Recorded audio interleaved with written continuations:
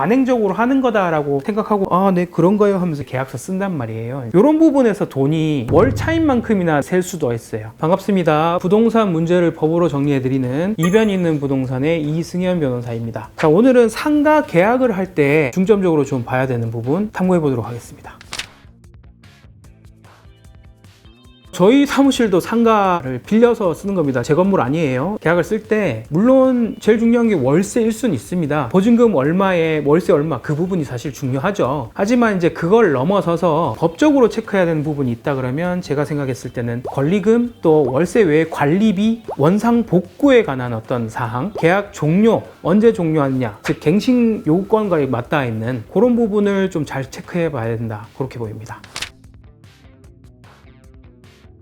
네 가지 정도로 볼 수가 있어요. 첫 번째는 이제 권리금적인 부분이고, 두 번째는 관리비적인 부분이고, 세 번째는 원상 회복에 관한 부분이고, 네 번째는 계약 종료, 원치 않은 종료, 이렇게 되는 건데, 이런 부분들이 이제 계약 쓸 때는 다들 뭐 이 정도는 뭐 낸다, 권리비 이 정도 부담해야 된다, 관리비도 실비다, 원상 회복도 뭐 원래 그냥 하는 거다, 관행적으로 하는 거다라고 생각하고 아, 네, 그런 거예요 하면서 계약서 쓴단 말이에요. 이런 부분에서 돈이 월 차인만큼이나 셀 수도 있어요.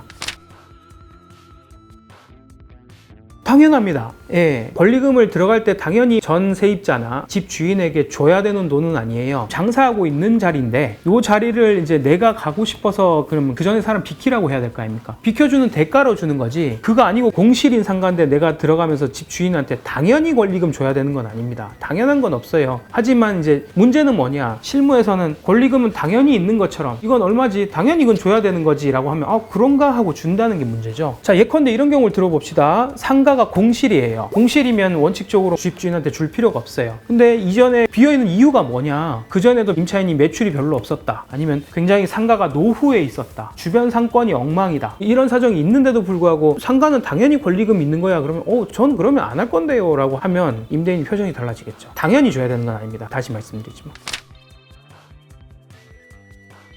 관리비는 월세와 마찬가지로 매달 빠져나가는 비용이거든요. 관리비는 실미대로 한다라고 얘기를 하지만 관리비를 얼마나 정하는 경우가 많아요. 전기, 수도 별개로 나머지 관리비 쪽으로 뭐 얼마를 내라고 하는 경우도 있고, 근데 이 관리비가 정해진 기준이 없어요. 그 객관적인 근거 없이 부과되는 거다 보니까 청소비도 있고 뭐 두루뭉술하게 이렇게 해서 관리비 쪽으로 월세를 받는 경우도 많습니다. 그래서 실무적으로 지금 관리비의 어떤 한계, 내가 실제로 쓰는 만큼 내는 어떤 별도 비용 말고 관리비가 어떤 게 있는지도 확실히 체크를 하고 그 부분을 좀 더 명확하게 구분을 짓는 게 필요하다고 봐야겠죠.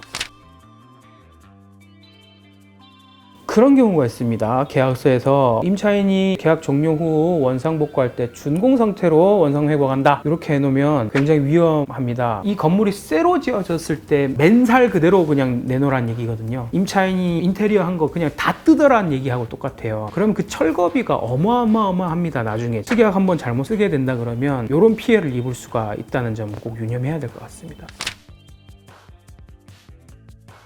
계약의 목적이나 어떤 용도에 따라서는 다르지만 제가 누차 말씀드리지만 짧게 가져가면 가져갈수록 갱신을 자주 해야 되는 구조가 생깁니다. 예컨대 10년을 장사한다고 봤을 때 3년씩 계약을 했나 그러면 한 3번 정도 갱신을 하는 건데 1년 단위로 계약한다 그러면 10번을 갱신하는 거거든요. 항상 분쟁은 갱신한 타이밍에 빈번하게 발생을 하고, 임차인 입장에서는 갱신한 타이밍에 항상 위험 신호가 도사리고 있어요. 일반적으로 10년을 장사한다고 계획을 한다 그러면 장기 계약이 일단 유리할 것이고, 철저하게 임차인의 관점에서 본다 그러면 계약 기간을 조금 길게 가져가되 대신 중간에 중도 해지권에 대한 어떤 조항을 넣는 게 훨씬 유리합니다. 그리고 그 기간 동안 임대료 인상을 어떻게 제한하는지 부분을 가져가는 게 유리하지, 반드시 그 계약을 짧게만 가져간다고 하는 게 능사는 아니라고 봐야 돼요.